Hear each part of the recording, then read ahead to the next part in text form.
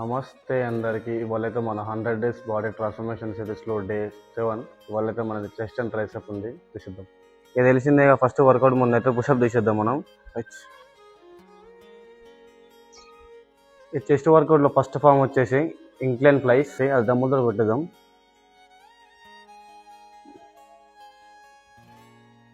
Chest వర్కౌట్లో next form వచ్చేసి దమ్ముల్ press.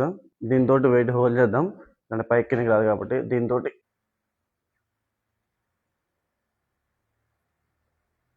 చెస్ట్లో third form వచ్చేసి decline flies. మన లాస్ట్ ఫామ్ వచ్చేసి చెస్ట్ అప్ రైట్.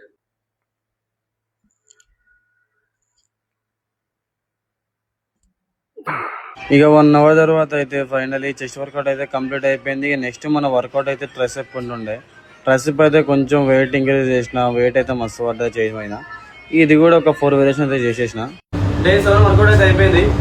మళ్ళీ డే 8 కలుసుకుందాం. నేను మీనాని రైట్ మళ్ళీ ఉంటాం.